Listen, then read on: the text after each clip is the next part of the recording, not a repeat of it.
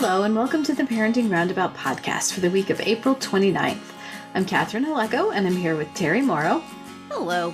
For a weekly episode to talk about parenting in a roundabout way, along with a little pop culture, or maybe more than usual this week, because our Swiftie correspondent is going to report in on the Tortured Poets Department. Oh, yes, I have been listening to it steadily. And the night it came out, I happened to fall asleep on the couch, as I do occasionally do, and I woke up after midnight and I went, oh, great, I can listen to this. Why don't I just stay up and have a little listening party? So I started listening to it. 2 hours later. And then like at 2 a.m., all of a sudden there's another batch of songs. Right. She released a surprise second half. And it's like, well, no, I have to go back and listen to all of this. But Taylor, I have to draw the line. I know. I surely would. What a little trickster. No, I don't think anybody, I mean, I've been reading quite a lot about it coming out on Twitter, following all the accounts and stuff. I don't think anybody knew there was going to be a second dump of songs. Mm-hmm. There had been some problems with people leaking early versions of the album, and everybody was upset about that. And it's like, can't leak something you don't know about. Right. And they're just all glorious. They're wonderful songs. They're moving and heartbreaking and funny and just everything that one wants from a Taylor Swift album and or albums. It's sort of like an album plus it's Taylor's version, all just in one big lump. Mm-hmm. And I've really enjoyed listening to it. I like all of the songs, and there's always such a debate of, okay, this one is about this person, this one is about that person. I think this album was expected to be all about her Joe Alwyn, who she was involved with for like 6 years, I think. Yeah. And so everybody thought, oh wow, it's a whole breakup album about him. It's going to be all heartbreak. And turns out it's not all about Joe. It's about there was another boyfriend. I had no idea. I completely missed. I must have been busy when that was going on. Some people were very upset about. And then it's some about her current boyfriend, Travis. And it's also just about love and heartbreak and, and feeling valued and having people judge your life who don't know you. And these are universal things. I think that the completely 100% understandable urge to map all of this onto Taylor's personal life and figure out what each reference refers to and who she's singing about here and where in the timeline was this one written so we can figure out which.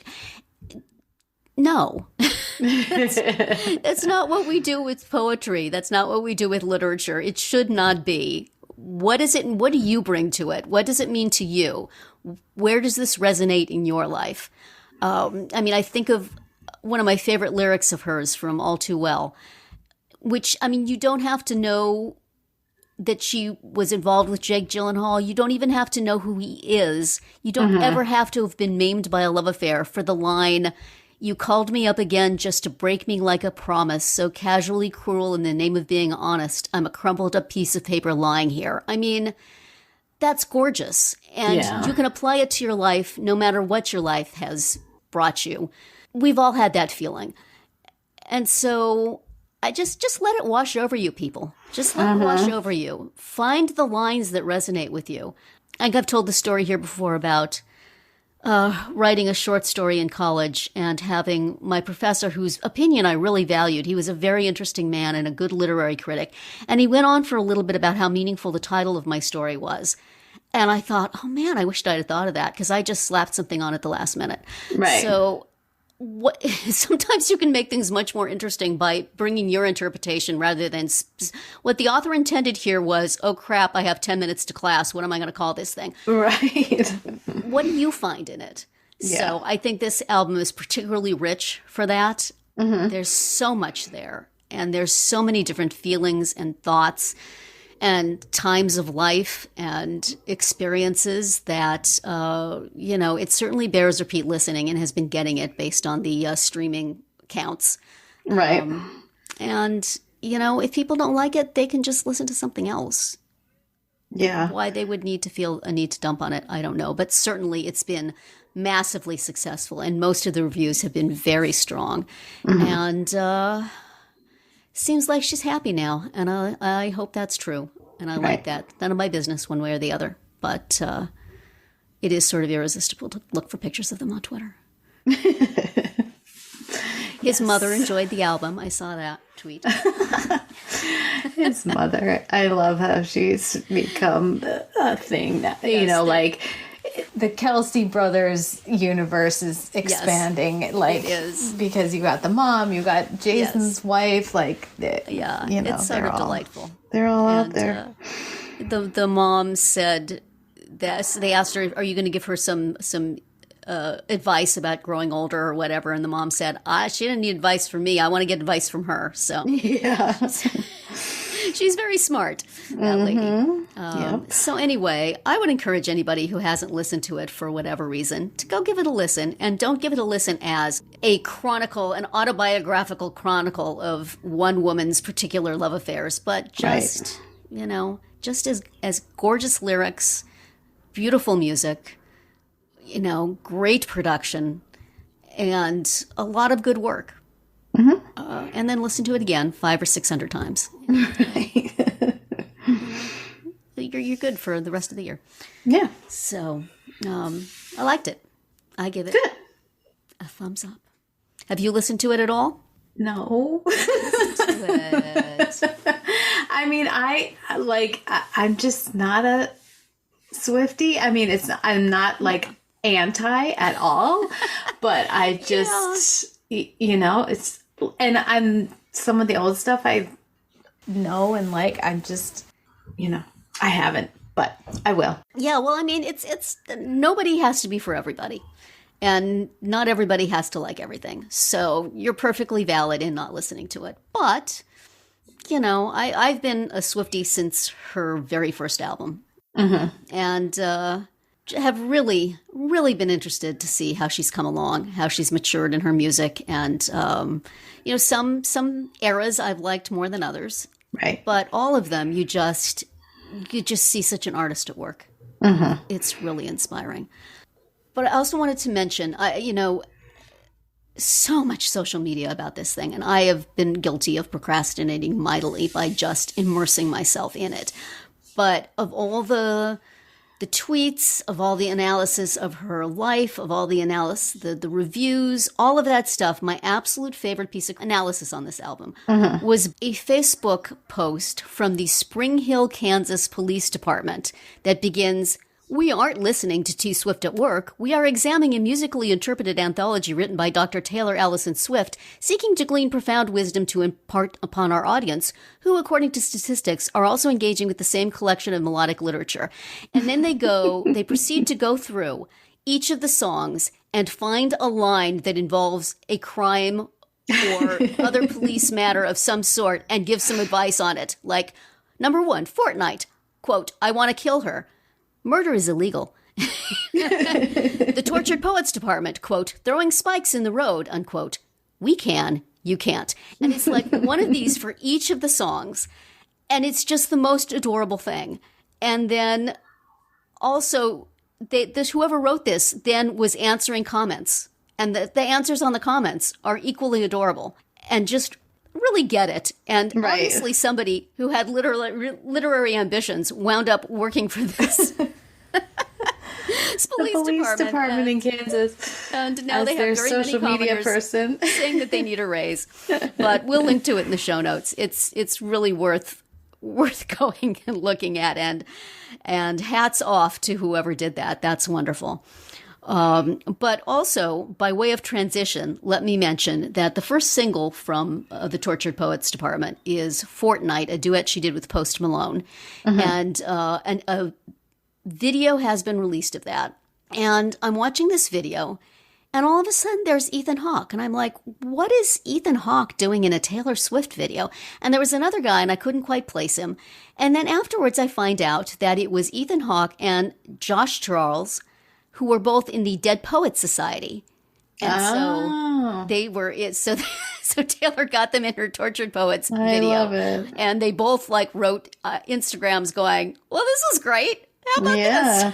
And then here I am watching Reservation Dogs, and there's Ethan Hawke again as Elora's dad. Guy gets around. Yeah, he was great in this. Yes. In this episode. Both of these, yet again, were really beautiful. Yes, we're transitioning now into our We're discussion. moving to Reservation Dogs. Both of these episodes, which were the final 2 episodes of season 3, just Yeah. oh my gosh. I mean, as Elora said in episode 10, I was effing up my war paint throughout because the one where she met her dad, I mean, she was so defensive. She was so closed off, and he was really just taking it, you know. He was just, I didn't do this right at all. I messed this up so much, and he just admitted it, and he didn't like plead with her or get defensive himself, or, you know, he just was like, this was a mistake. Like, I really messed up, and I'm, you know, I'm sorry, but he didn't push her on it. Right. So that really, I found that really, really well done. Yeah. I thought he was great in that. And just the, you know, both the writing, which the actress who plays Elora also wrote that episode.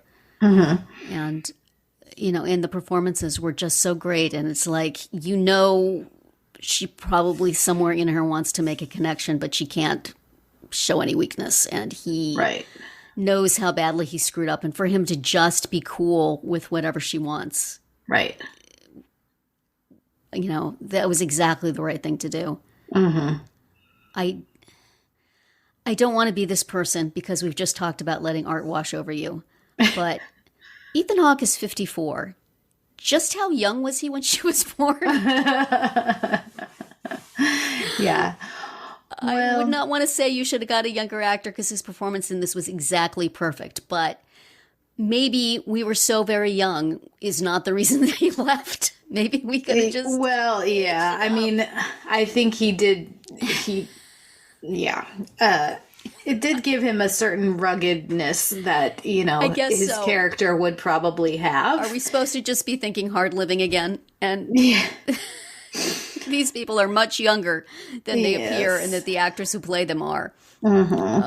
Okay. All right. I just have to put that out there because I was complaining last week. But okay, forget I looked him up on IMDb. Pretty sure I've been watching Ethan Hawke doing things for longer than Elora would have been alive. But okay. Yes. But we're no teenager either. So. Yeah. But I feel like I might have known somewhere in the recesses of my mind that he was going to pop up and play this part. Yeah. But I was saw still it someplace ahead of time. I was still like, oh, look at that, Ethan Hawke. When he did show up. So. Just a wonderful performance from him. And her and everybody. Yeah, I mean, to know that she wrote that episode too, I mean, she's really a triple threat because she directs as well. And... Yeah, she directed the one with her spirit mom coming to harass Rita. Right. So, yeah. Very talented. Definitely. It's such a beautiful show. I'm so ticked that it's going, that they couldn't get another season. It just really feels like it got stronger as it went along. Yes. Although I do think the ending, you know, I wouldn't necessarily want more, like, not that I wouldn't want more, but, you know, they ended it beautifully. The ending was beautiful. Yes. That is so, you know, you would sort of hate to. I guess. I don't know. I mean, take a season off and then let's see Elora at college and Bear and Jackie being sweethearts and Rita in her new job and Willie Jack doing the sitting outside the clinic offering medicine. I don't know. I don't like to give things up if I'm enjoying them, but yes, if they had to go, that was certainly the way to end it. Right. That was lovely. Yeah, just like everybody coming together and, you know, Fixco being not a lead, but still important. Yes. I kind of, thought that was a good choice. Right. I'm not sure if I can articulate why, but it's just the whole community thing. It's the community thing, and I think it's like, it's almost a cliche to end with a funeral, right? But yes, if it's not your lead or one of your really it becomes less, it becomes more of a like, this is about the whole community versus this is about this person. Right. Really is. I kind of want to go back and watch all 3 seasons again now, because at the beginning it was so much just focused on the young people, where the community people were sort of tangential. Right.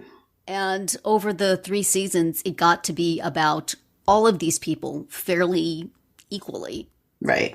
And some standouts, but you could have an episode about any one of these, focusing on any one of these people, and you would be fine with it. Right. It's not like, when am I going to get back to that plot line with the kids? So, and the 2 gangs came together who were enemies at the beginning. Right. And it just sort of did what they're talking about in terms of integrating the community and everybody, being there for everybody else and having a piece of everybody. And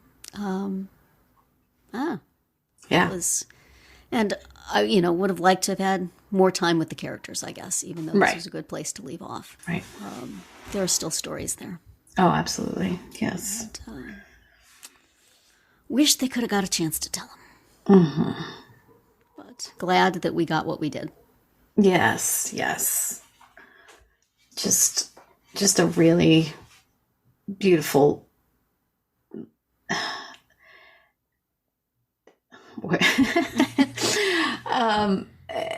just a portrait of this community, just slipping in there and, meeting these people and,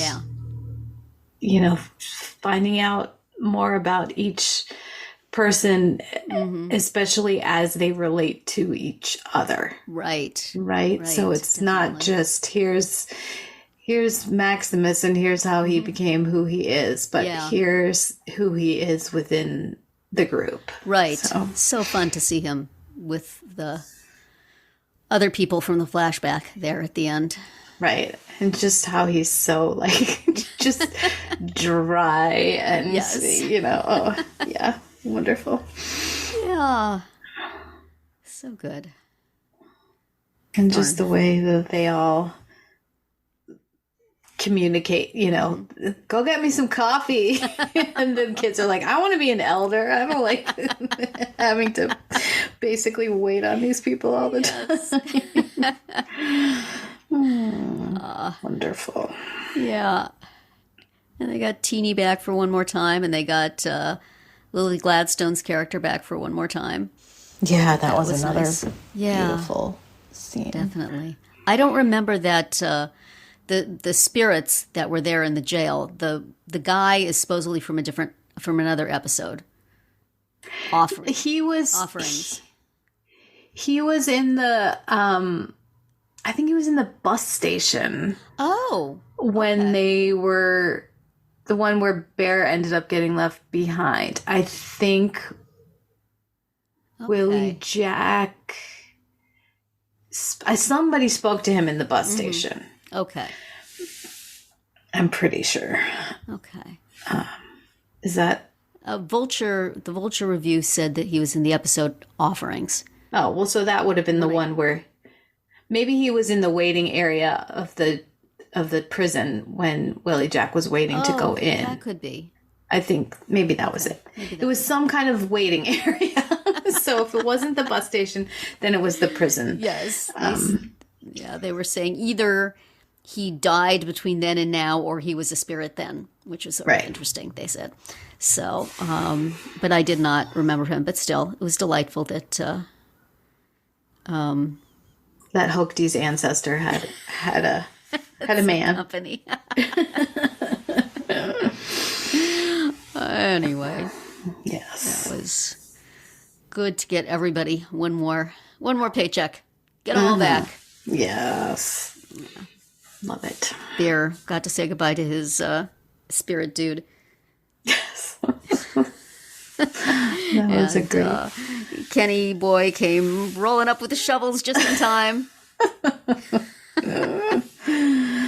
Yes. So round them all up. Yep, we want to see them all. We want to see everybody. Dear Lady didn't make an appearance, but other than that, if you periodically hear saws or heavy machinery going here during our podcast, it's because the people next door to us are putting up a fence, and they have removed our fence to build this new fence, which with our permission.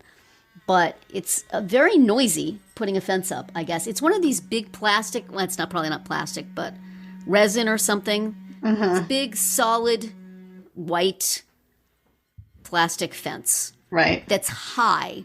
And the people on the other side of us put one up quite some time ago. Except they left that crappy little fence next to it. Oh. So now the people on both sides have these high white fences, and my daughter is like, what did we do? Right. Why do they want to block us out? Why do they want to see it? It does seem a little unfriendly. I'm pretty sure it has nothing to do with us. Right. But seems a little bit. Yeah. But hey, free fence. Just think of it as people trying to isolate themselves from us. We can go be like nude in our backyard now. Nobody's going to know. Well, what about there's a low fence between us and the high school side. I was going to say, what about the high school side? Yeah, the high school side, I guess we still have to. Although my husband says he's thinking of now putting up a fence like that too. So we'll be 3 matching houses. Yeah. And then the high school. And it will be cheaper for you because two sides are already done. That's right. They are. We just have to link up on either side and take out the little bit of crappy older fence that's around. Home ownership, ladies and gentlemen. Mm-hmm. So much fun. Before we get off of Reservation Dogs, I wanted to mention that in this Vulture review I read, they brought up this point, which I hadn't thought of, but yeah. Did it seem odd to you that Rick's kids seemed completely unfazed at the idea that they had a sister? No questions asked. Just, oh, cool, pizza? Yeah, let's have pizza. You can come around again? Excellent. Yeah, more the merrier. It was what? Yeah, like it would be one thing if like they knew about her and it was like now you get to meet her. Yeah, that doesn't seem to have been the case, but it didn't seem to be the case. Exactly. And he didn't say like, remember how I mentioned to you you have a sister? Right. Here she is. It's like, hey, guess what? And I mean, also like the littlest one I could see just accepting that and being like, wow, cool big sister. Uh-huh. But the oldest one who was supposed to be like 12, that's prime age for being like, what the heck? Get out of here. She's going to have some questions and some territorial concerns. Yes, exactly. Well, that was, I guess they just decided we only have so much time. Right. But you could have made the kids 2, 3, and 4, and then it wouldn't be an issue. Yeah. But then Ethan Hawke's 54 years old with a 2-year-old.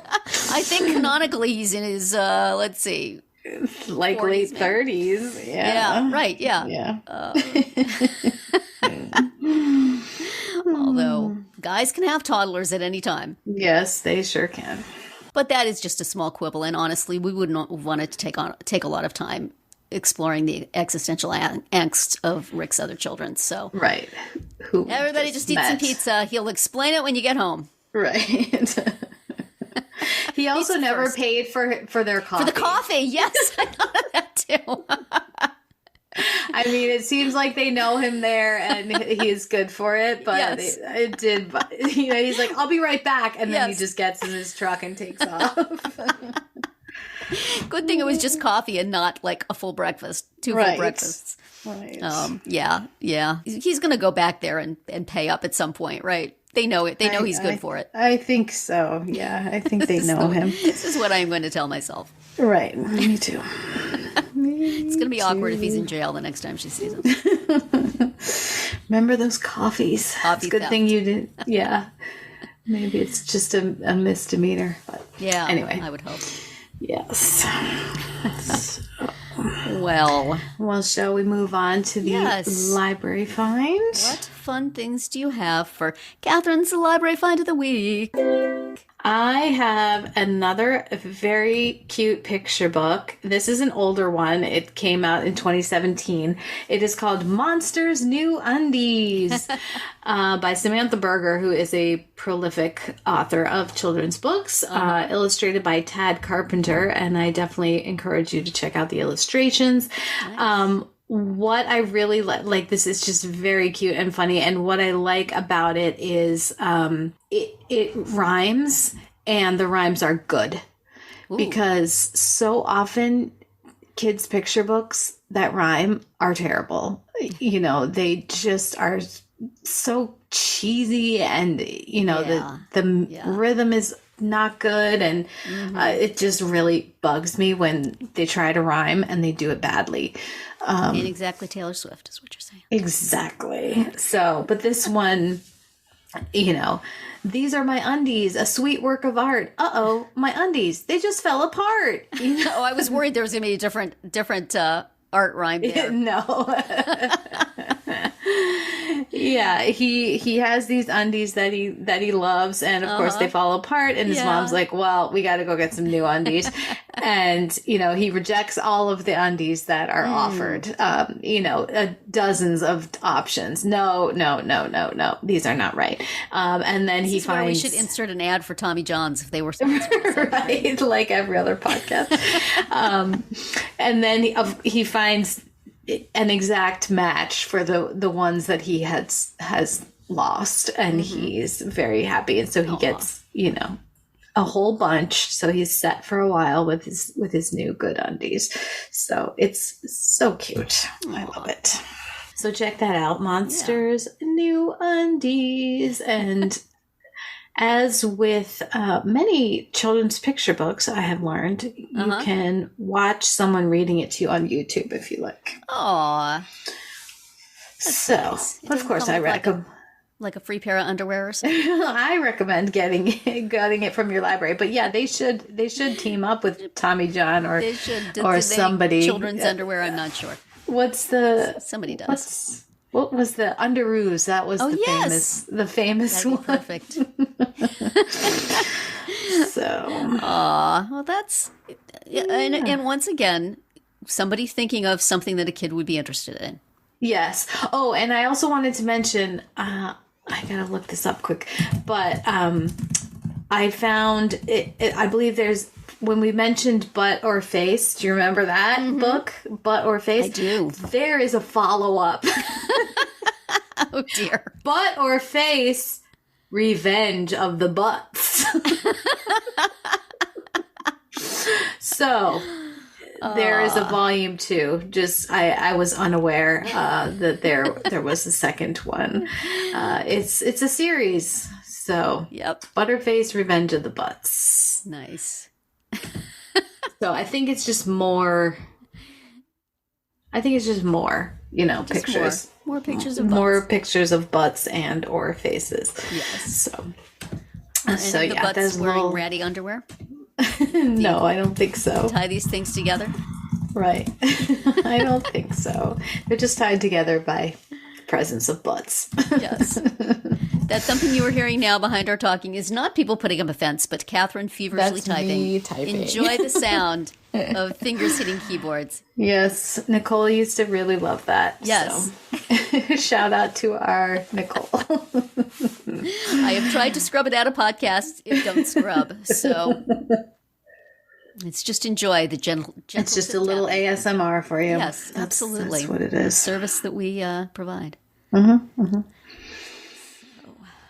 And we have been providing for many and many a year. That's right. What are we looking back on this week? I have lost my script. Here we go. So it's Monsters New Undies, I'm just noticing. You said that before. I was unaware that Monsters wore undies.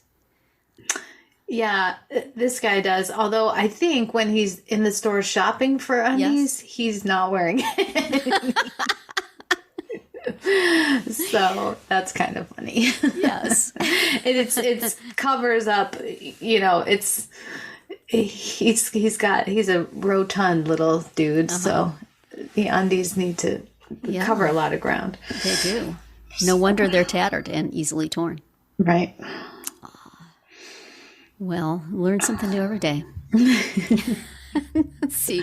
What have we learned in the past? Join us on a spin through the archives and see what we were talking about 4 years ago, 5 years ago, and 8 years ago this week. Yes, we have been wasting your time for just that long. Even longer. That's right. Even longer. So back in April of 2020, a time in history you may remember. Things were happening. Yeah. And we were looking at, I believe, the things that we were really not so sad to say goodbye to. That's right. Like handshakes and kisses on the cheek. Something that is an East Coast thing, but not a West Coast thing when I was growing up. Right. When I was growing up, we would hug. Not a Midwest thing. We would hug. Sure. But in the East, at least where I live in New Jersey, you hug and you kiss the person on the cheek. Yeah. And it's awkward to be kissed on the cheek, and it's awkward to kiss somebody else on the cheek, and to know when and where to do that. There was a whole Seinfeld episode about this. Yeah, I believe it. I never felt like I knew what I was doing. Like I feel like I kissed people on the ear a fair amount of time. Just accidentally, but right. I'm a small person, so it's not always easy to get to a person's cheek. It's just a whole nightmare etiquette morass for me. So it's like, oh, we're not going to do that anymore? Darn! Darn pandemic! Shoot! Right. Yes. And I know a lot of people feel the same thing about shaking hands. Like, you don't know where that hand has been. Do you want to? Right. Shake?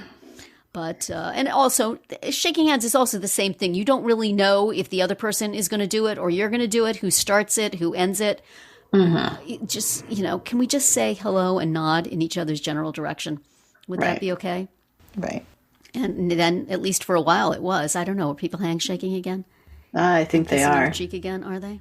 I don't know about the kissing because we don't do that here. No, you don't do that there. Why do they do that here? It's so...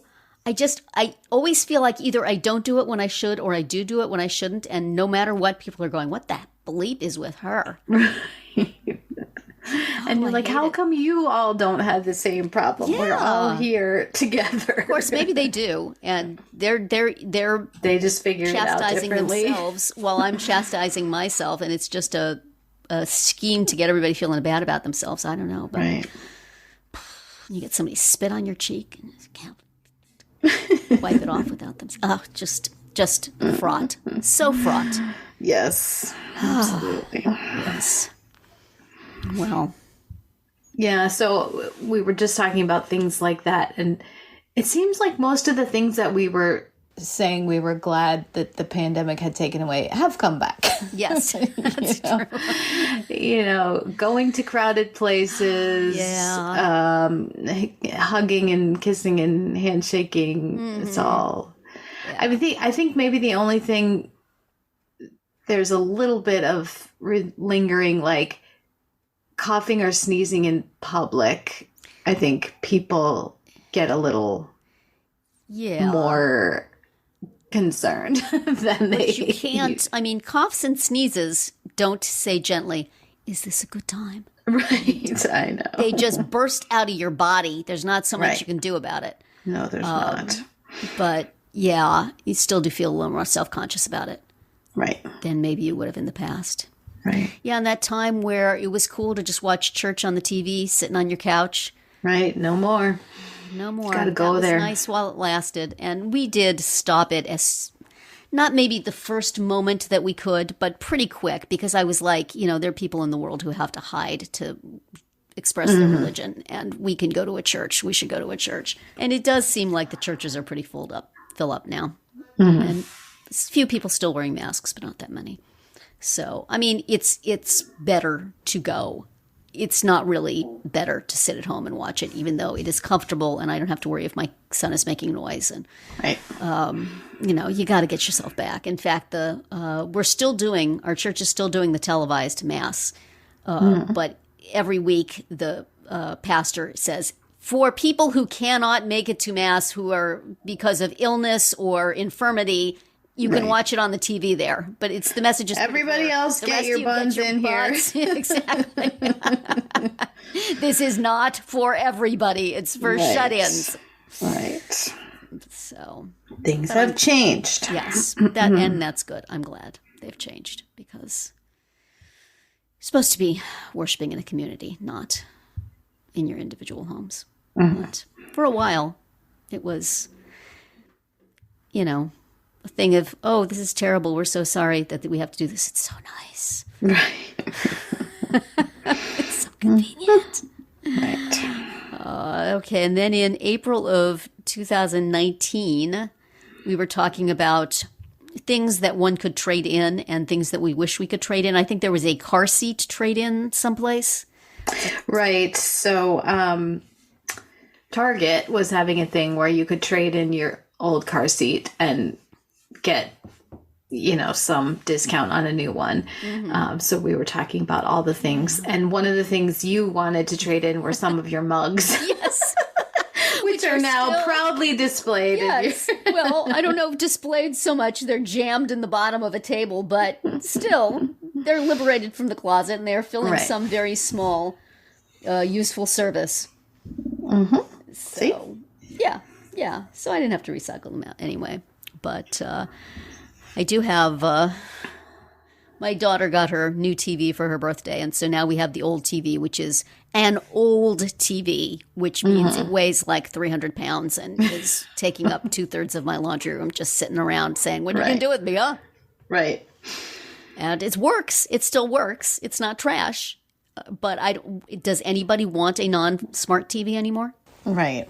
Is it the like grandma kind where it's a piece of furniture? It's not a piece of furniture. It's a freestanding, enormous, heavy piece of plastic and glass and technology. Right. It's just, I mean, it's big in comparison to the 3 flat screen TVs we have, which you could just hold under your arm and walk from room to room. Right. And this one is heavy and large. So, I don't know, put it on free cycle with dumb TV. Come get it. Yep. Somebody will. Works fine, but it's not going to show you your Netflix. Yeah. Unless you have an Apple TV to hook up to it or something, I guess. Hopefully somebody would take it. I feel bad because it's a perfectly fine TV, but there's no place we can put it that wouldn't involve getting another cable box, and I ain't going to do that because we're already paying too much for cable. So, yeah, I think if you put it on free cycle, somebody would grab it. Yeah, I hope so. If anybody listening to this podcast is interested in TV and you live in the Clifton, New Jersey area, message me on one of our many social media. Be here first. You can be. It's a lovely old style dumb TV. Yes. Just looking for a home to live out its useful life until its picture tube bursts. Right. My husband right now I didn't even know that he had this, but he has all these old toy trains that were my gosh. His dad's. Wow. And they've been in a box for like the past 20 years, I guess, or 40 years. Those, I'm sure. Yeah, so he's cleaning them now. They were all rusty and stuff. So he's been cleaning restoring them. And yes, but his next step is he doesn't quite know what to do. There's got to be like train enthusiast stores.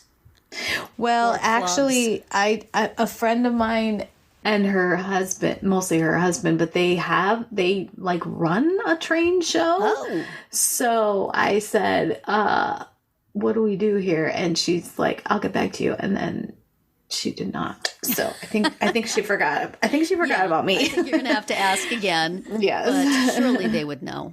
Yeah. There's some collector somewhere who's going to want them. Yeah. So he never felt he like he wanted to set them up in the basement. No. I mean, when our kids were little, I didn't even know we had these things.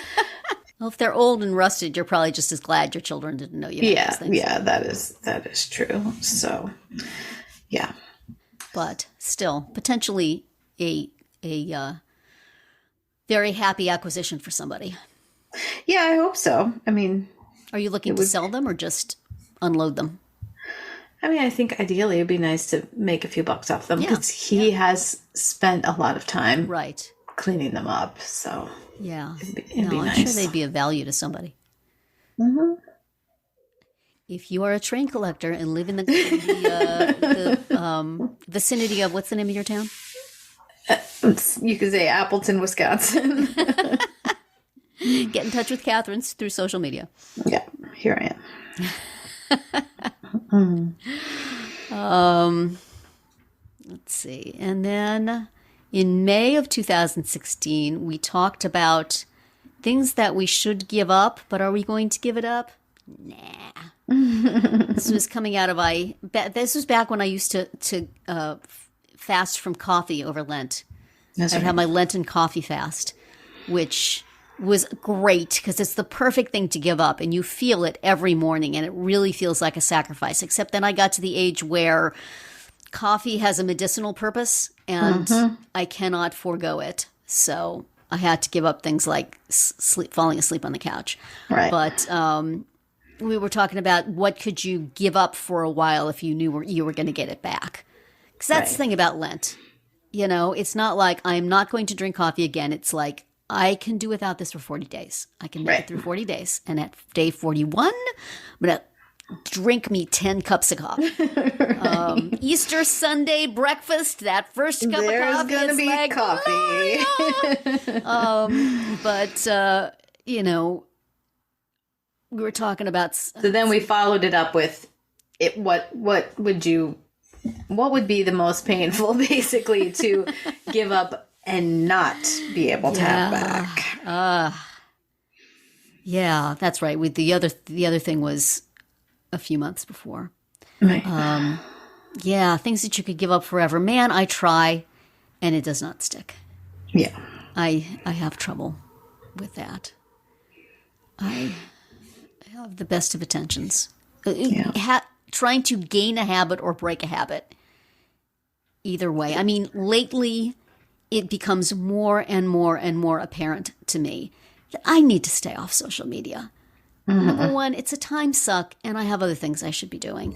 Right. And number two, it's bad for me. It puts me in a bad mood. I get angry at people. How dare you say that about Taylor?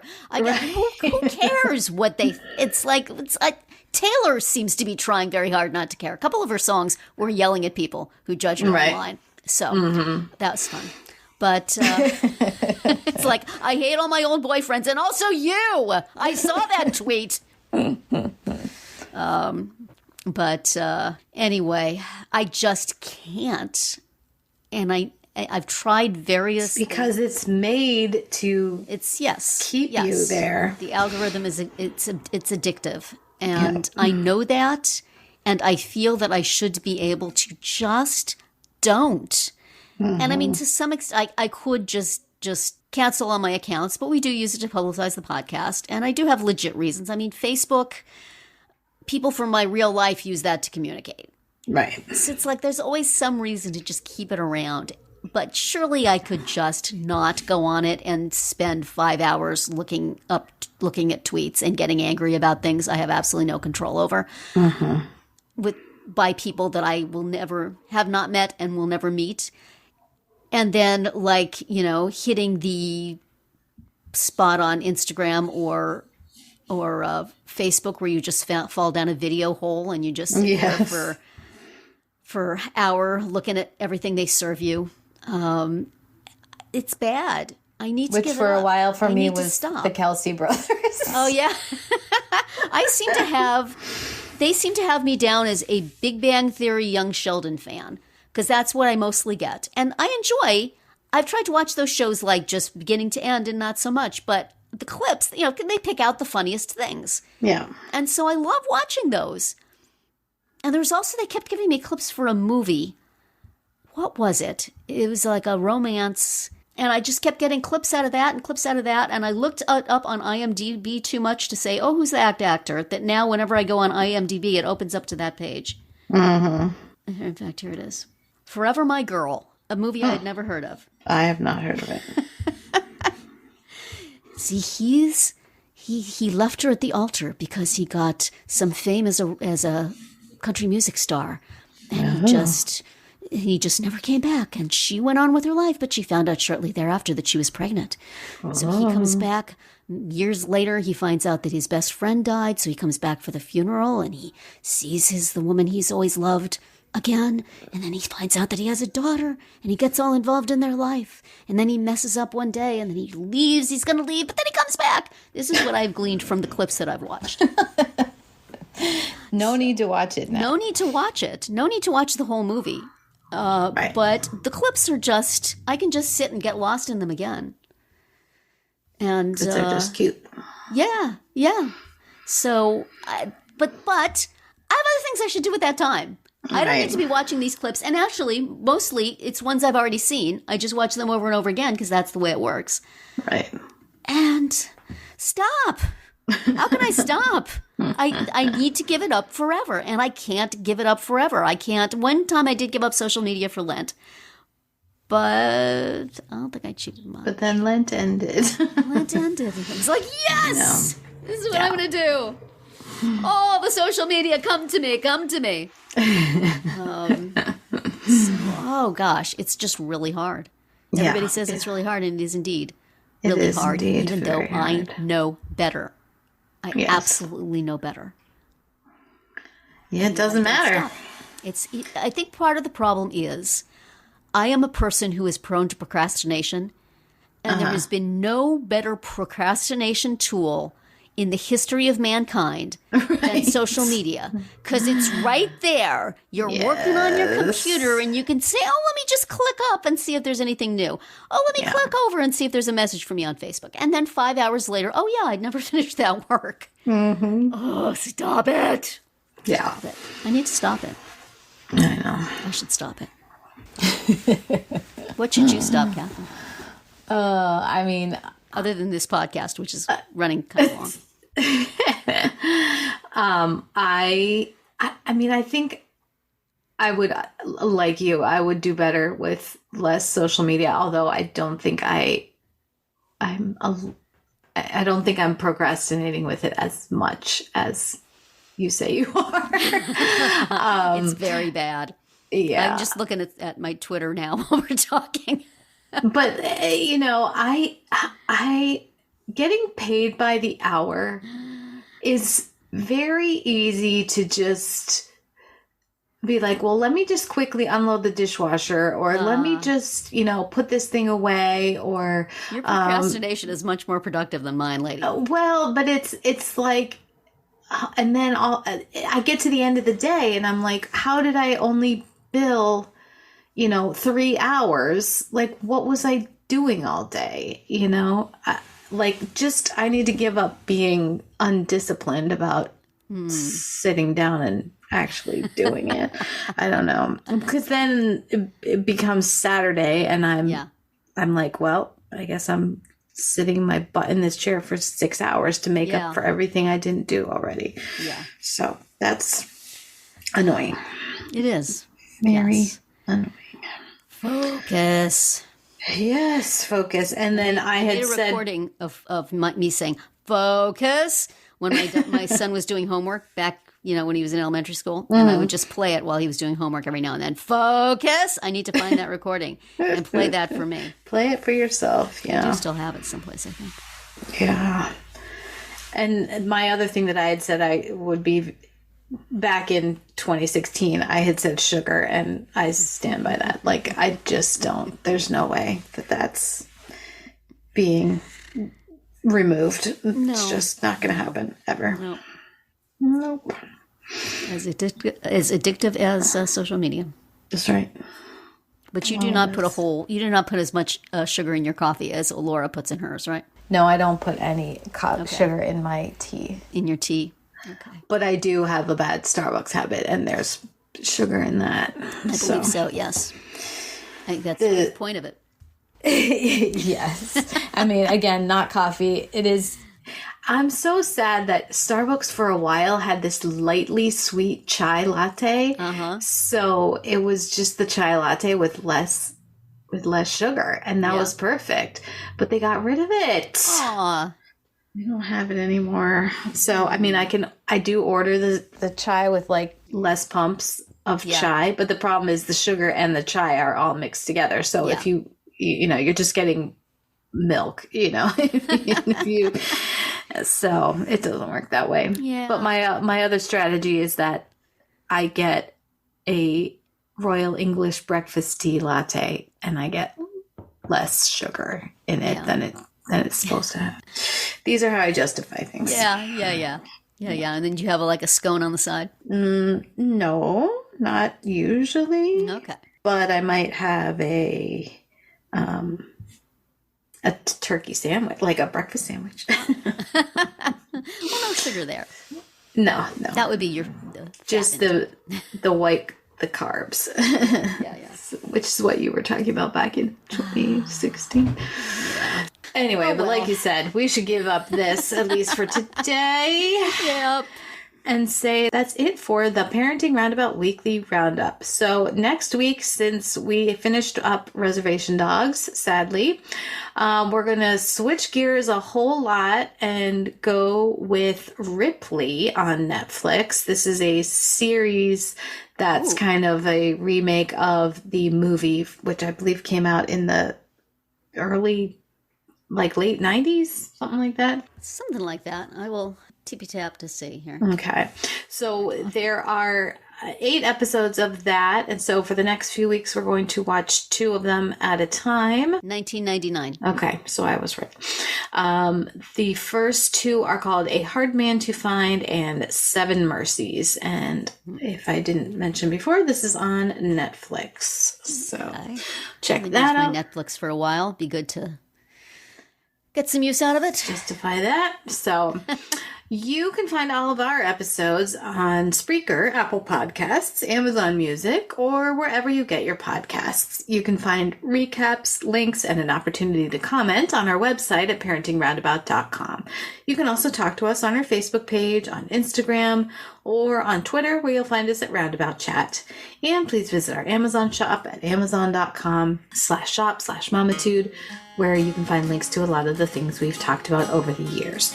We'll see you back here next Tuesday. Bye, Terry. Bye, Catherine. Goodbye, everyone.